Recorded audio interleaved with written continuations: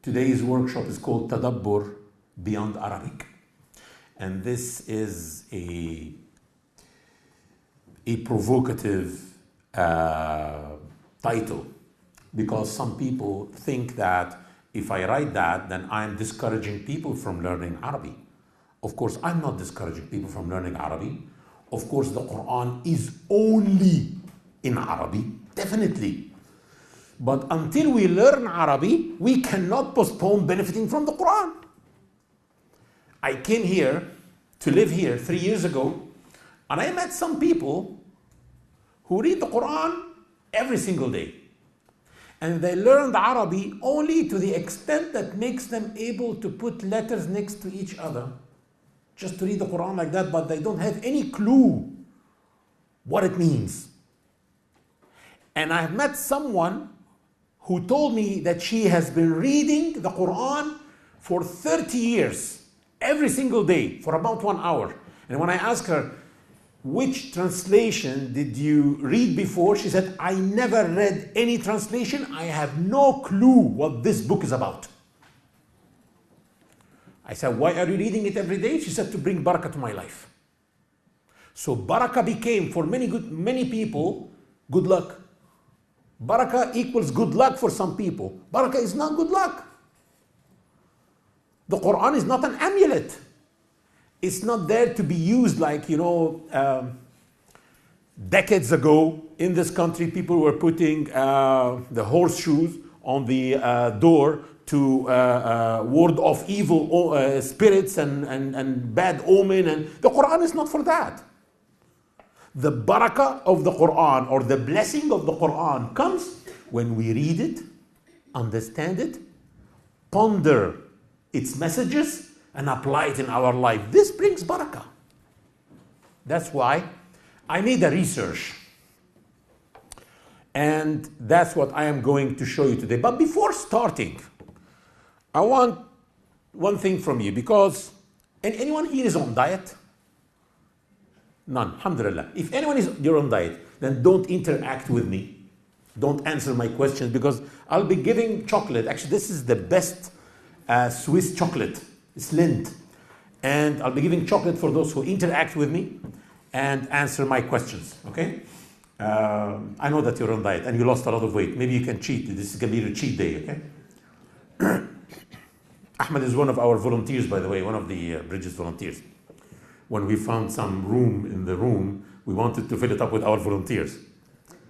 So this is one. Second, I want every one of you now to imagine himself or herself going back home tonight to find a family at the door of the house. A family, a husband and a wife, and maybe 2 or 3 children. And you tell them, what's up? They tell you, actually, we are a Syrian family. We have our house shelled in Aleppo, and we don't have a place to shelter us. What are you going to do? I believe that the people who will come to a workshop like that to learn how to understand and ponder the Quran are not the kind of people who will put 20 pounds in their hands and close their door. At least you will say, okay, please come in and spend this night with us until we solve your problem tomorrow. And you will find room for them for that night. It's a cold night. You're not going to leave them in the street. But can we find among us anyone who is ready to sacrifice a bit more and tell them, okay, come in, you will live with us until the Syrian problem is solved, and you go back home.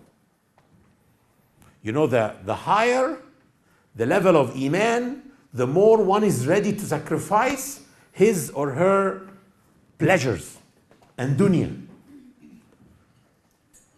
Can we find even a higher level of Iman than that? Someone among us who will tell them, please come in, you will live with us from now on. From now on, we will split our house with you. I'm sure that many of you now are saying,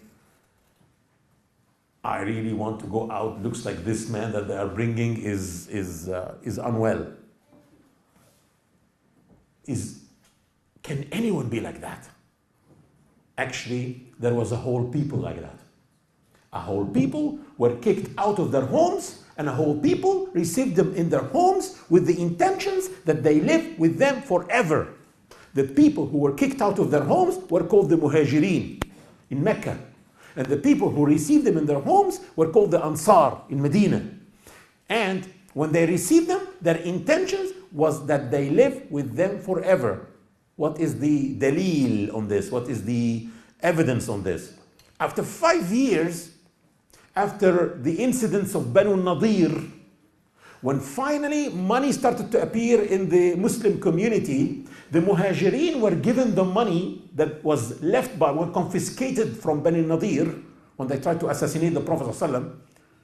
And they had money, so they were they were able to afford to go out and buy houses or build houses for themselves.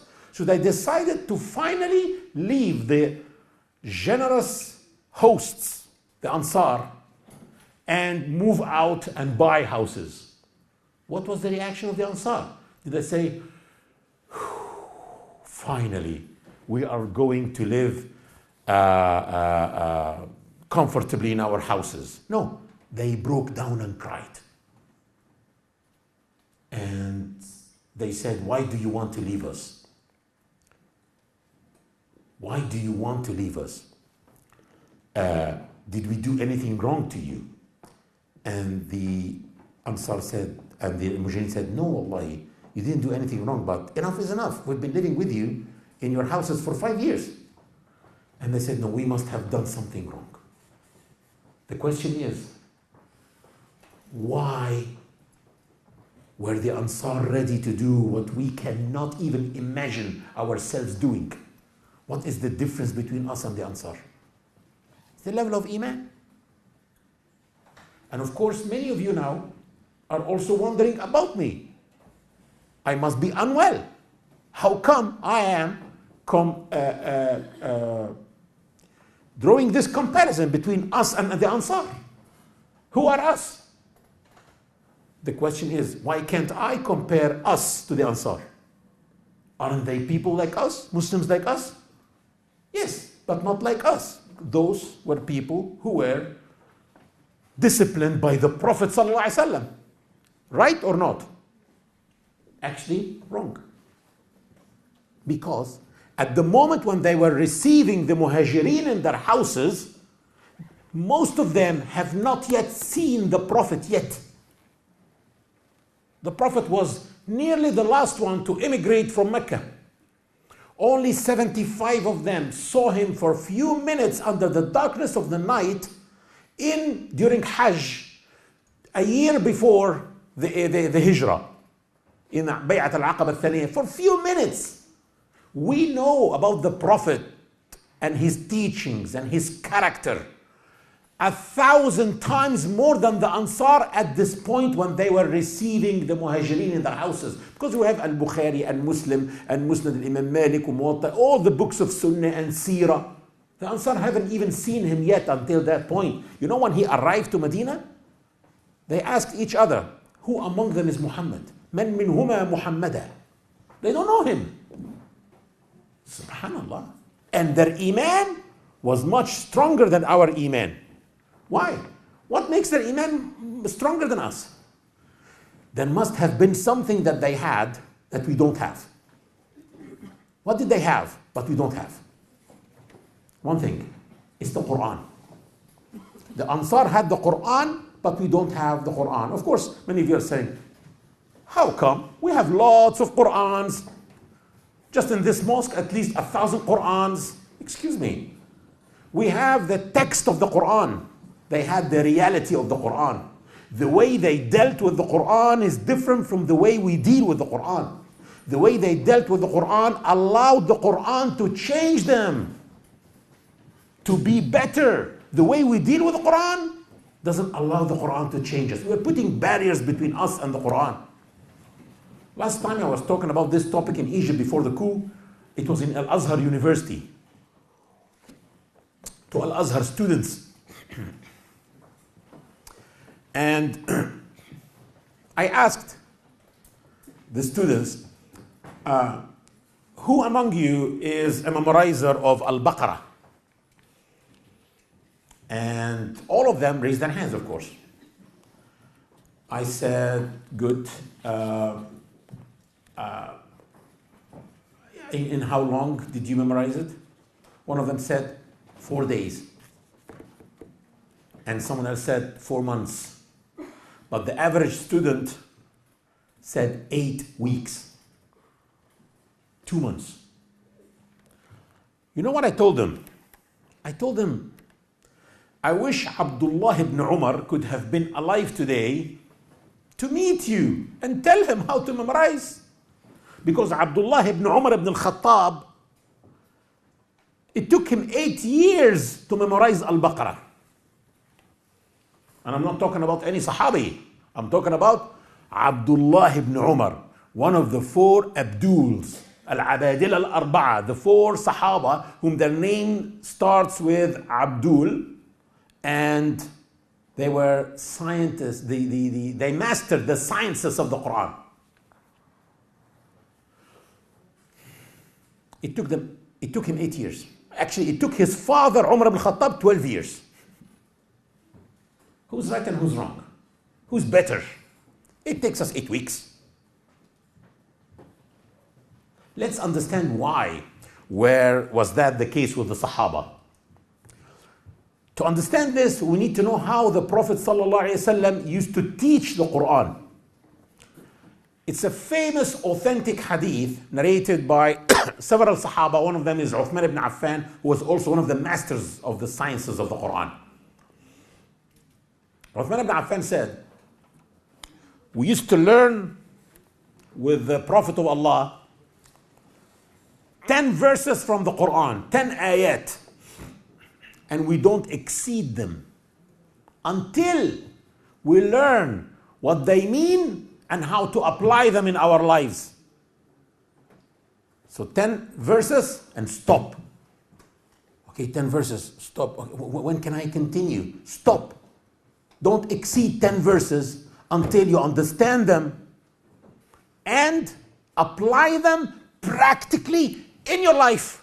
Then move to the next 10 verses. That's amazing, because that's what the Prophet was. He was a walking Quran, so he wanted to produce a walking Quran generation. It's a generation of walking Quran. Every one of them was an embodiment of the Quran, or at least he tried as much as he can.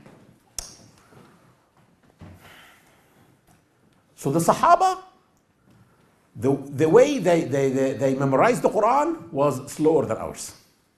Because they used to read, understand, ponder, tadabbur, apply, memorize.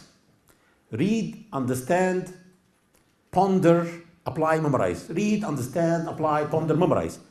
We just memorize. So our way is better than the way of the Sahaba in one thing. It makes us memorize quickly. That's it. But it doesn't change us. I'm telling you. In my country, we have people who are memorizers of the whole Quran. And they accepted mass killing, mass massacres, treason, everything, military coups. They accepted these things. Why? Because the Quran did not change them. And that's what the Prophet explained. He said, one day there will be people who will recite the Quran beautifully, but it will not go deeper than their throats. It will not go deeper than the throats. We don't want to be like that. The way we dealt with the Quran, actually, the Prophet ﷺ described, the Quran described it. In Surah Al-Furqan, verse number 30, it says, وَقَالَ الرَّسُولُ يَا رَبِّ إِنَّ قَوْمِي اتَّخَذُوا هَذَا الْقُرْآنَ مَهْجُورًا. And the messenger said, "O my Lord, my people have dealt with this Quran by deserting it." So we pushed the Prophet ﷺ to go to Allah and complain to Allah from us. He's telling Allah, my Lord, my people have dealt with this Quran by deserting it. They didn't say they deserted the Quran. Astaghfirullah. We did not desert it. We read it. We memorize it. will listen to it. We have contests for the most beautiful voice, most beautiful recitation. But we don't understand it, we don't ponder it, we don't apply it in our lives. That's a crisis. This is a crisis. And we need to change this. Wallahi, this day can be a turning point in your life if you focus with me today.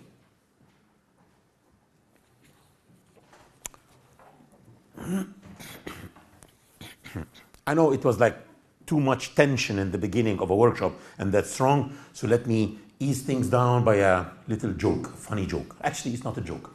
It's a true story that happened in my village. I'm Egyptian, that's true. But I'm a villager from a place called As-Sa'id.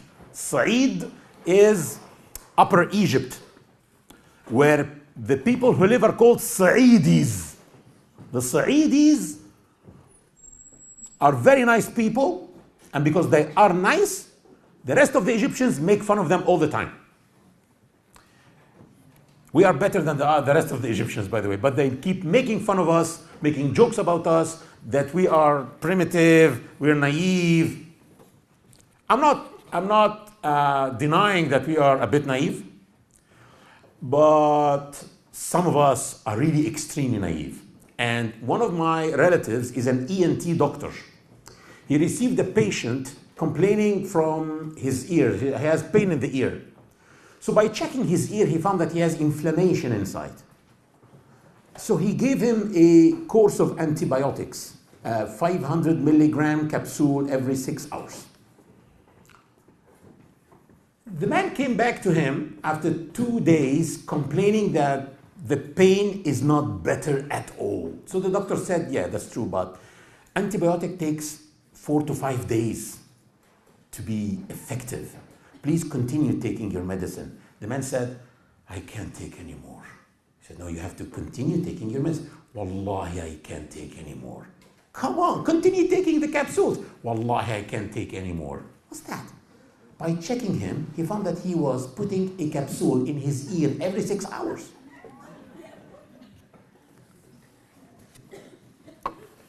I'm happy that you laughed. The man was taking the medicine. I like to ponder everything, even jokes. Wallahi. The man was taking the medicine, the right medicine, but the way was wrong, so it did not help him. It didn't help. Allah said, subhanahu wa ta'ala, that this Quran is a medicine for the hearts.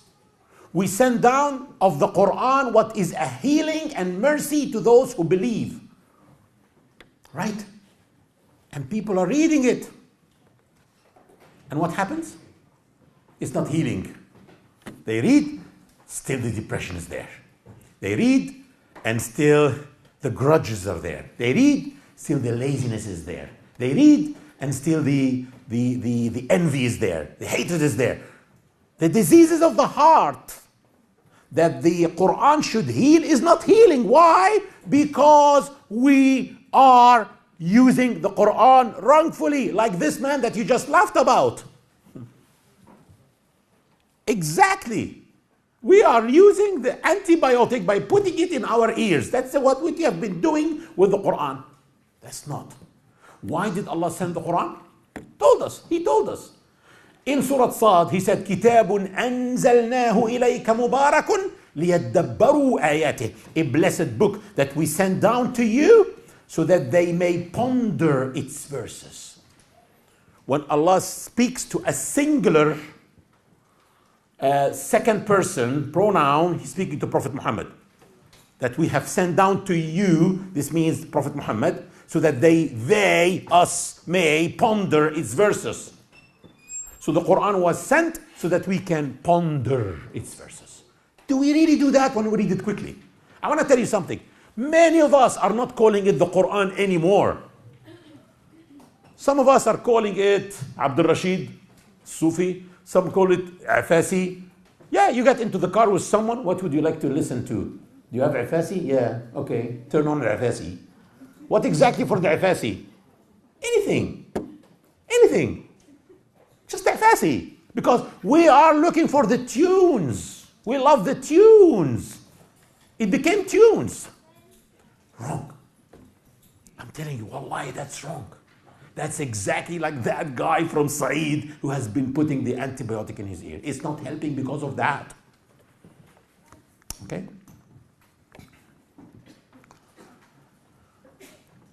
When I read this verse that says that the Quran has been sent down for Muslims to ponder it and to do tadabbur, and I found that we are 1.68, actually we are 1.7 billion Muslims in this world today. I understood that definitely the tadabbur is not in the Arabic. It's not in the language. Why? Because it doesn't make sense. If Allah sends a book, an Arabic book, the Quran is only the Arabic, by the way. It's only the Arabic, wallahi. I swear, I believe that. But it doesn't make sense that Allah sends it to be pondered, and then the pondering is in the language while 90% of the Muslims don't know Arabic. And I tell you something, even the Arabs who know Arabic, don't you ever think that they all understand the Quran?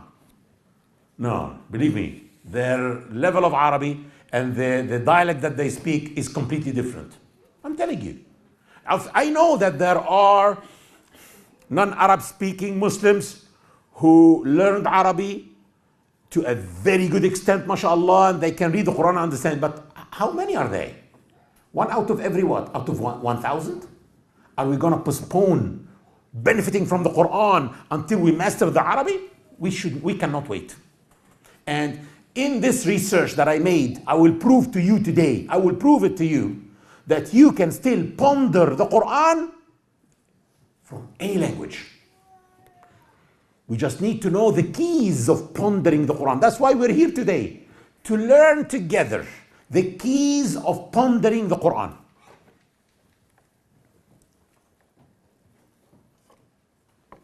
That's a question that always comes to me. Why didn't God explain the Quran? Actually, many people say, so the problems today is because of tafsirs. People have different tafsirs. And why didn't God send it in this ambiguity? Why didn't he do the tafsir by revelation? You know what? The Quran could have been like that. Surah Al-Baqarah, 286 verses. And then the meanings of the words by wahi, by revelation. And then the lessons learned from the surah by wahi. And then exercises by wahi. Don't you think that the Quran could have been clearer? Of course, 1,000 times clearer. But there is one shortcoming in this. We were all going to read it once and solve the exercises. Give me another book. But because of this ambiguity, we keep reading it again and again and again. And every time we read it, we find something new if we ponder. Every time you read, you find something new and you're happy. And it starts affecting you spiritually and mentally. I would like to quote Muhammad Iqbal. This is he's called, in the Arab world, he is called Sha'ir al-Islam, the poet of Islam. Muhammad Iqbal said, the Quran is the book of books. The Quran is a book that can change the world because it can change the human being.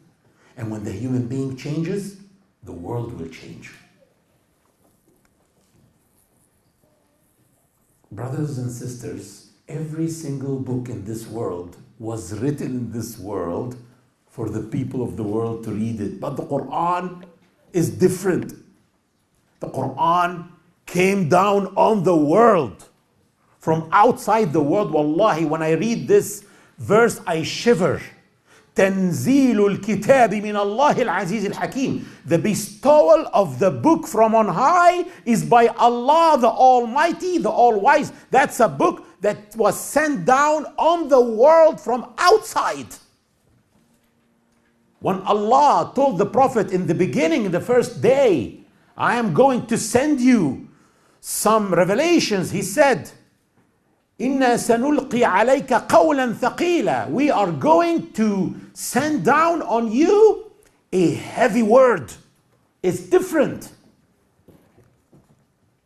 Dealing with it should be continuous. It's the healing of the heart. This is the nutrition that you give to yourself. I want to tell you something. Every one of us is called what? Nafs. Nafs. Nafs means self. Oneself. The self or the nafs consists of a physical being, the body, and a spiritual being, a non-physical being, which consists of the heart. When I say the heart, I don't mean the pump that pumps the blood. No, I don't mean this muscle. I mean the container of feelings and the soul. Our problem is that we keep feeding this physical being and giving it the nutrition it needs, and even excess, more than what it needs. And we go to the gym and we give it the rest that it needs and everything, and the medication that it needs. So it grows, it becomes stronger. This body has systems, a reproductive system and a digestive system. Those systems have needs. These needs are called the desires. Those desires, if not controlled, they can destroy us. Who can control them? The non-physical part in us, our feelings and our soul. When we do not feed the non-physical part and we don't give it the medication it needs, it shrinks and it weakens. And when it weakens, we become controlled by the desires. So the desires start to drive the self. What we need to do is to give more nutrition and more medication and strengthen the self, strengthen the non-physical being, so that it can take control and take the wheel and start driving the self.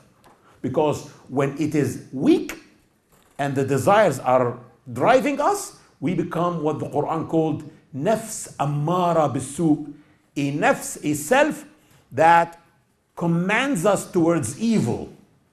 When the non-physical part starts to drive and takes control, it becomes nafs lawama, a nafs or a self that reproaches, that reprimands. So the desires ask for something, the self goes like, not now. This you get when you marry. Okay, this, not now. This you get when you work and make money, you're not gonna steal. So it starts controlling the desires.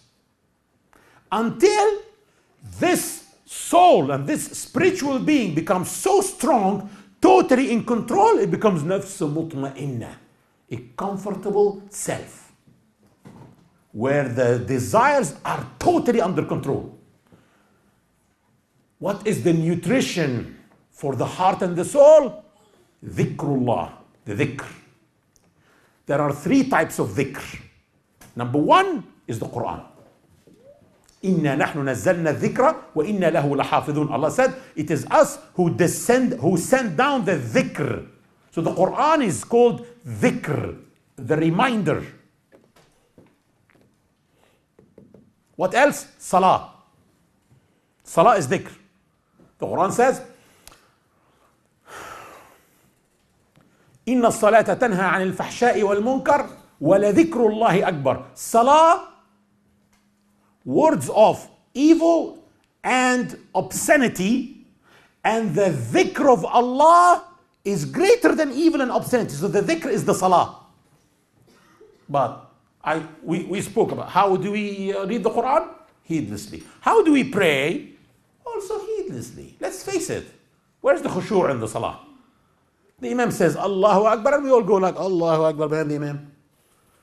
If Allah makes you able to know what's in the heart or the mind of everyone, you will find this one buying a car, this one is getting married to the one he loves, and this one is actually changing his house with a better house, and this one is looking for a job during the salah. And this one is in the supermarket buying the list of groceries during the salah. And this one is reminding himself that he should not forget the bread because there's no bread for the kids in the morning during the salah. And then, Assalamu alaikum wa rahmatullah, Assalamu alaikum. People have no clue how many rak'ahs we prayed. Of course 4 because it was Dhuhr. This is the problem. Same goes with the adhkar. Even the adhkar, those who say adhkar, how did they say it? Most of us, heedlessly. If I spill some tea or coffee on someone's clothes, what should I say? Sorry, right? How can I tell him sorry? Like that?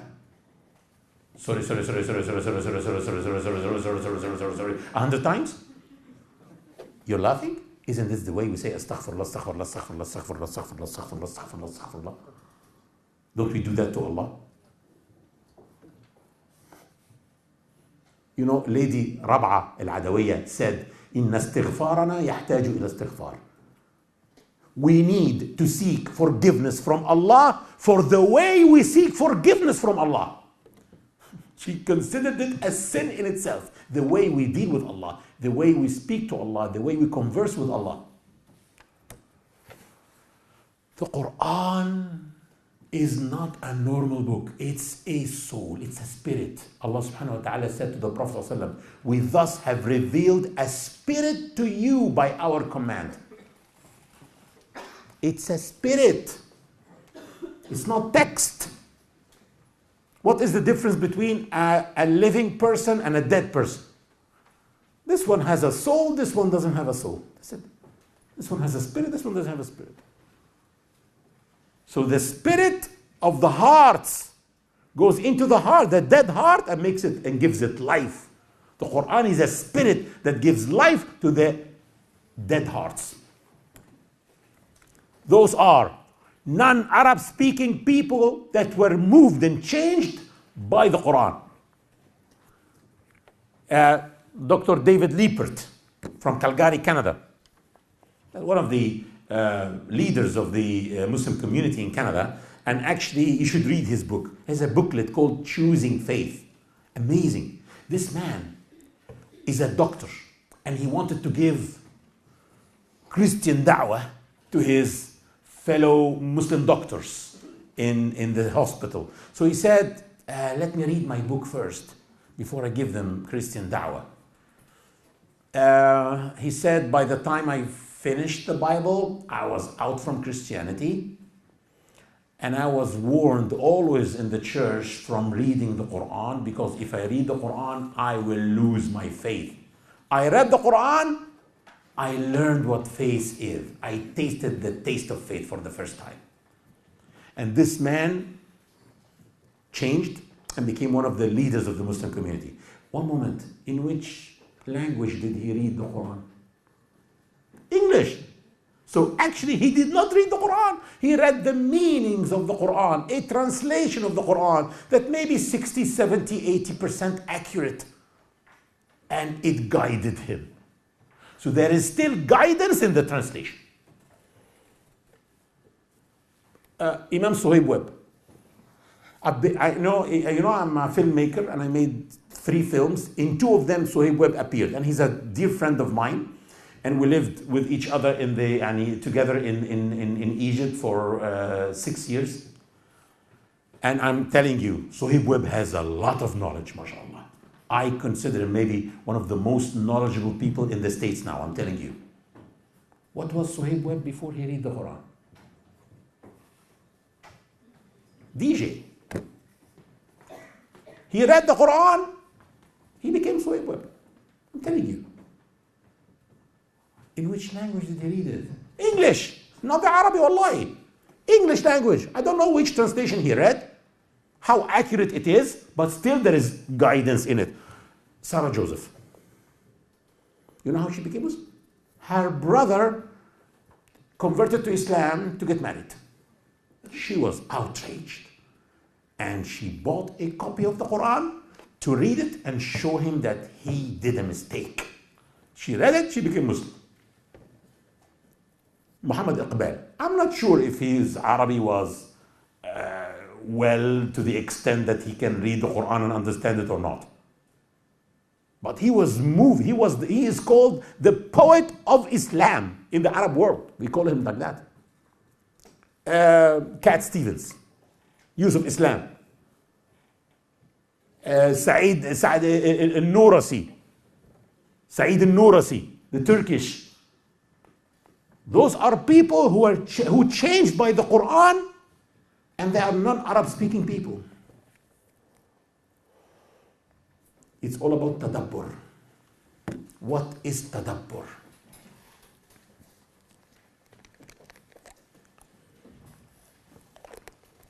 The word that came in the ayah that says, كتاب أنزلناه إليك مبارك ليدبروا آياته.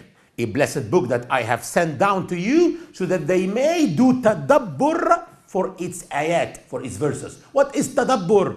The tadabbur comes from the word dubur. And the word dubur, guess what it means? Back. Your back is called your dubur. Tadabbur, and the backs are called dubur because it comes after you. You walk and then comes your back. So tadabbur Quran is what comes after reading the Quran and understanding the Quran. You read, okay, you understood, fine. Do tadabbur now. What comes next? Tadabbur. There are two types of tadabbur. A spiritual tadabbur and an intellectual tadabbur. Those are the two types that we will learn together, inshallah, how to practice.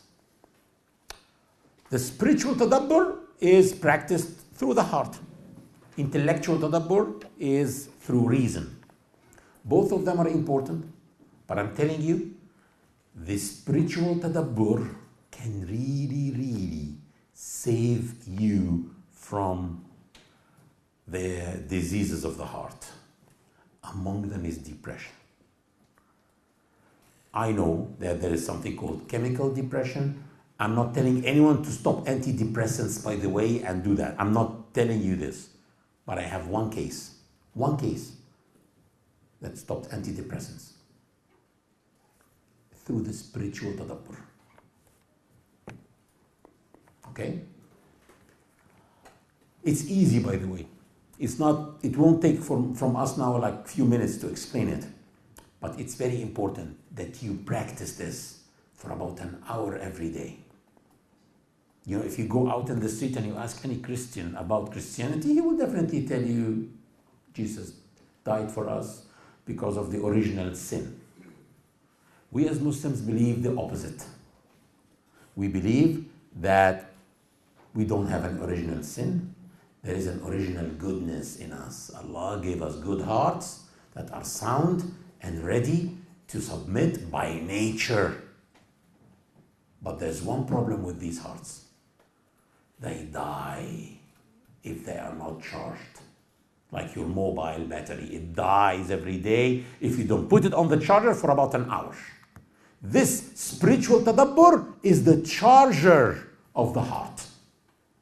You have to put it on the charger, your heart, put it on the charger for about an hour every day. I even suggest half an hour in the morning, half an hour in the evening. Don't stay for 24 hours away from the Quran. It's too much. Too much. You eat 3 meals. And actually, many of us charge twice a day, right? The mobiles. Yeah, charge your heart twice a day. Allah subhanahu wa ta'ala said, أَفَلَا يَتَدَبَّرُونَ الْقُرْآنَ أَمْ عَلَى قُلُوبٍ أَقْفَالُهَا. Will they not ponder the Quran, or are there locks upon their hearts? So this says that the heart has something to do here with the tadabbur. and the intellectual tadabbur. Allah said, أَفَلَا يَتَدَبَّرُونَ الْقُرْآنَ وَلَوْ كَانَ مِنْ عِنْدِ غَيْرِ اللَّهِ لَوَجَدُوا فِيهِ اخْتِلَافًا كَثِيرًا. Do they not ponder the Quran? Had it been from any other than Allah, they would have found in it much discrepancy, which means that people should also reason, do text reasoning. Okay? But let's talk about the spiritual tadabbur. Who attended Brother Nu'man Ali Khan's lecture yesterday? Good.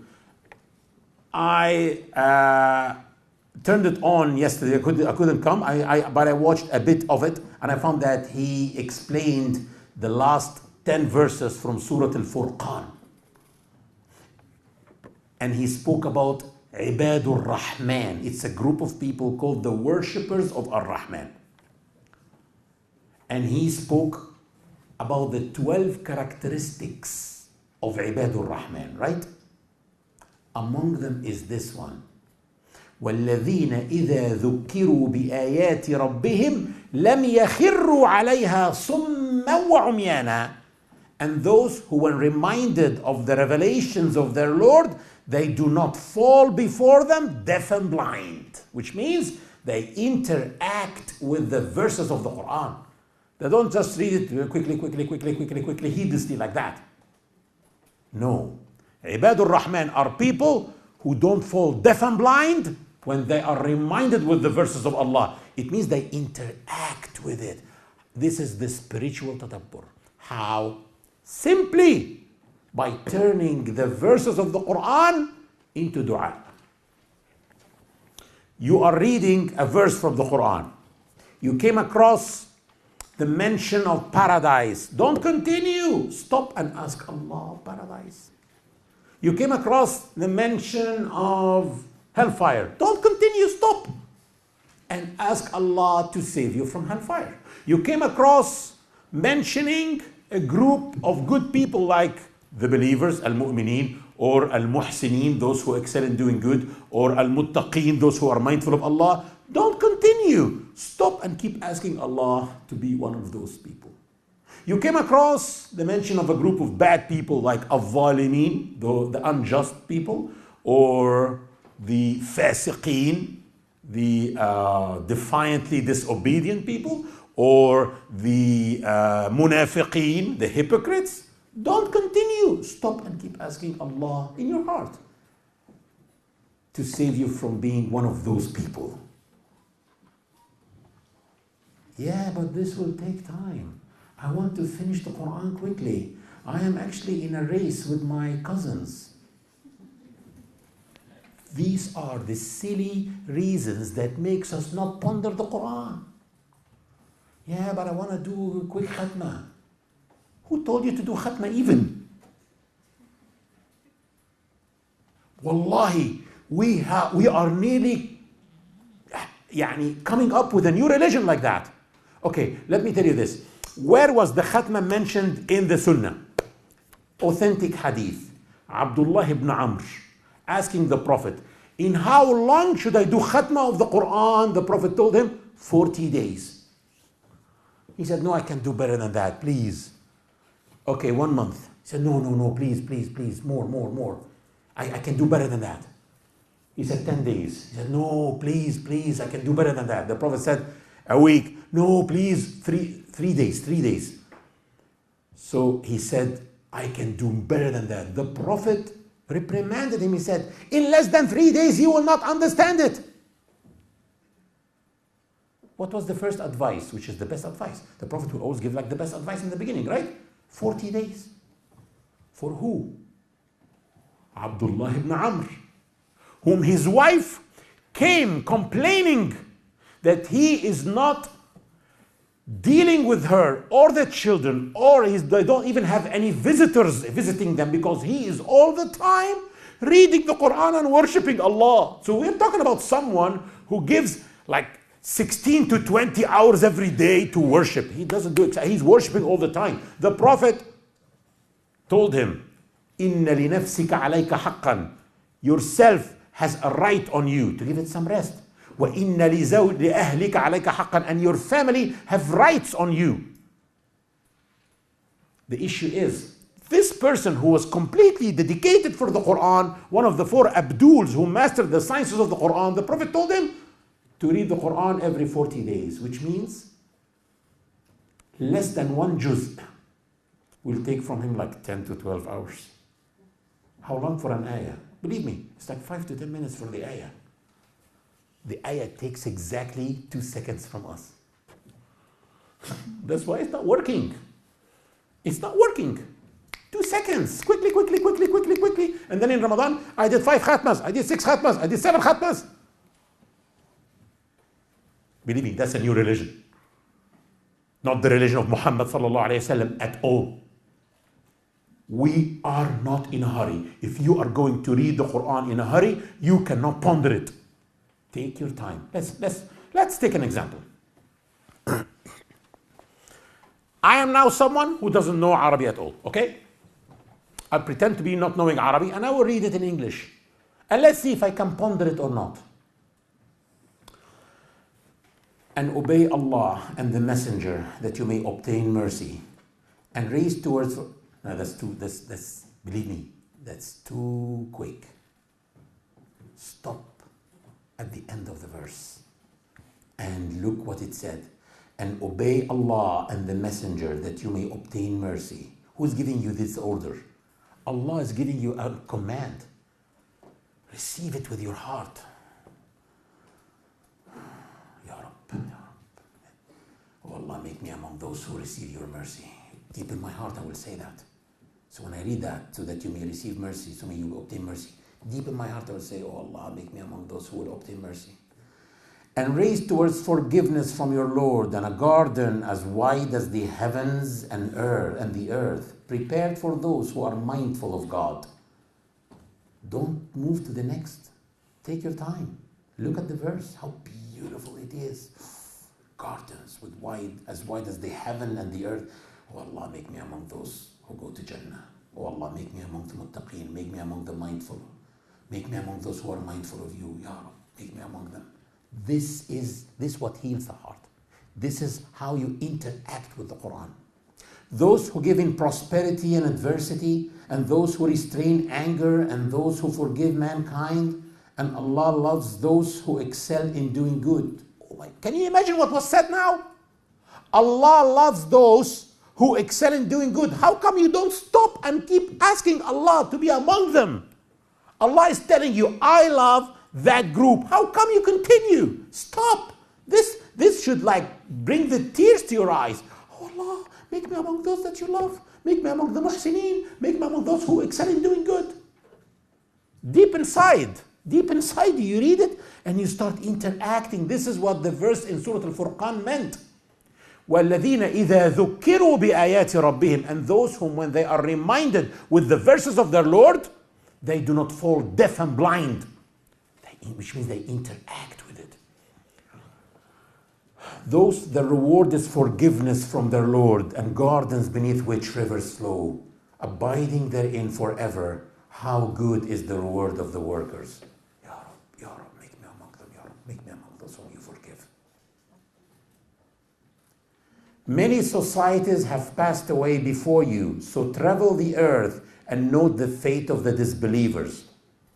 You get alerted. Now Allah is telling you something important. Okay, very important. This is a proclamation to humanity and guidance and advice for those who are mindful of God. It's like you're receiving commands now. You're like in an army receiving instructions. Yeah, okay. I'm receiving this with my heart now. And do not waver nor grieve. You are the superior ones if you are believers. I would not waver. I'm not going to. You receive it. Receive every word of the Quran with your mind, with your heart. Interact with it. You come across verses that talk about the hypocrites. Ask Allah not to be of them. Who knows? Who knows? You come across a verse that talks about hellfire. Stop and ask Allah not to be one of them. Okay? And then we will talk now about the intellectual tadabbur. But we have only 5 minutes left for the break, right? Yeah. Let me take during those 5 minutes the questions from you. so that when we come back, we just start with the intellectual tadabbur. Any question? Ladies first. You know it's a sunnah that when I say ladies first? How? How come? The Prophet ﷺ said, give privileges to women. Istawsu bin nisa'i khayran. So, ladies first. Any question? The good thing, yeah. I know a sister who, when she listens to the Quran, she only listens to Imam Hussein. And always, her reason is that he's so slow that he gives him time to ponder. That he is what? That he's so slow Ah. that he gives him time to ponder. Yeah. Is that a good reason to listen to the Quran? That's a very good question. The lady said she knows a sister who only listens to Imam al-Husari, and she said, I do that because he reads slowly, giving me time to ponder. Number one, Imam al-Husari is the legend. That's what the reciter said, by the way. He is the legend of the Quran because in his mushaf, in his recitation, there isn't one mistake. Many of the very famous, beloved reciters have mistakes that you cannot see it, but some technicians can know it. Some of them reach like 200 in their mushaf, by the way. So this is the legend of recitation, Husari. And it's true that when I do tadabbur, I should listen to someone who recites slowly. Abdul Basit, Abdul Samad is even slower than the Husari. That's why I listen to Abdul Basit only, not the Husari, because he's even slower, even though Husari is better. But when it comes to choose someone who reads slowly, that's good. But even the slowest one, like Imam Abdul Basit, Abdul Samad, is too fast for tadabbur. So I have to pause every verse.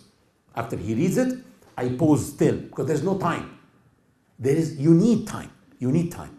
And this sister is not wrong. She's good. That's right. But that's not enough for tadabbur. If this sister is here today, by the way, she will start stopping Imam al-Husari after every verse to do tadabbur. Okay? That's a very good question. Thank you. Who else? Wa alaykum as-salam. Can you hear me? I can hear you, Allah.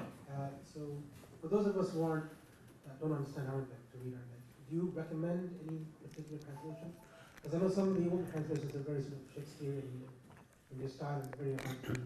I will speak about the translations at the end of this workshop.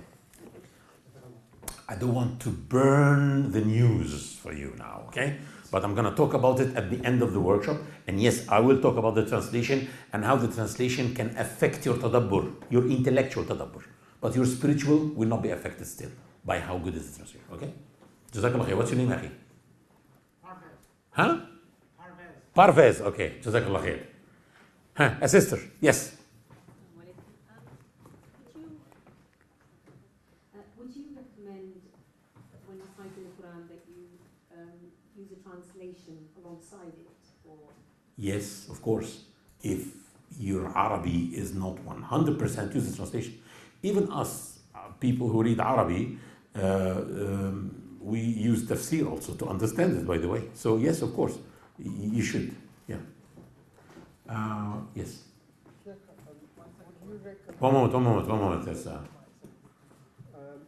would you recommend starting from Al-Baqarah, or would you recommend a selection of passages? Neither nor. Starting from Al-Fatiha. Or Al-Fatiha? Yeah. That's a good question. Some people say, from where should I start? Can I read it chronologically? No. Read it as Allah sent it. Allah accepted at the end for us. Yes, it wasn't sent like that, I know, but at the end, all the 23 years of different passages here and there were put all together in that order, and the Prophet ﷺ have done something called al-ardatain, which is he like revised the Quran twice like that. Okay, so I recommend that you read it all the way from the beginning, and today you will see that some verses that you never expected them to inspire you will inspire you when you learn how to do tadabbur. Instructional verses that you never thought that there would be any inspiration in them, you will find inspiration today, inshallah. Yes, sister. You talked about nafs al-mutma'inna. About what? Nafs al-mutma'inna, Yes. how to get to that. And my question is, as humans, our feet will go up and down, right? Is tadabbur the way to keep that nafs mutma'inna for the rest of your life? Okay, I said it, but I said it again. If we do not give enough nutrition and medication for our non-physical part, the soul and the heart, okay? It shrinks and it weakens. And like that, the desires are controlling and we become nafs ammara bisu, nafs that commands towards obscenity and evil. When we strengthen the non-physical part of us by giving nutrition, which is tadabbur Quran and salah with khushu' and doing dua and adhkar with pondering and understanding, okay? Not just heedlessly, we start strengthening the non-physical part of us so that it can control the desires. When the desires are controlled, we become nafs lawwama, which is nafs that is reprimanding when the desire starts to desire evil things. And then when your non-physical part completely takes control, it becomes nafs mutma'inna, because you are giving fuel. You have to keep giving fuel every day. If you don't eat for a day, you feel weak. You have to read the Quran every single day. Yeah, some women say, yeah, but some days we can't read the Quran. Why? Because there's some days when we don't pray. Yeah, if you don't pray, but you don't read the Quran, you read the Quran. How come? How come you stay for a whole week or more without doing dhikr, without reading the Quran? Read the Quran, but not from the Mus'haf. You just, there's an iPad, there's an iPhone, there's a lot of things. Okay? One more question here. One woman now. We have to equate. You're next, and then we will end with your question. Assalamu alaikum. To do tadabbur, is translation enough, or do we read the tafsir as well? No, again. To do tadabbur, the Quran, do we need to, is it translation enough, or do we? I will talk about that now. This is the intellectual tadabbur. The type of tadabbur that I spoke about, the spiritual tadabbur, you don't need any tafsir for it. You just need to understand what you're saying. Okay? But the intellectual, the tadabbur, we will speak about it right now. Don't worry. After the break. The last question will be from the sister. Wa alaikum assalam. Wait for the microphone. How important would you say is tajweed in doing tadabbur, learning tajweed? Okay. Tajweed is very important for the spiritual tadabbur, not the intellectual tadabbur.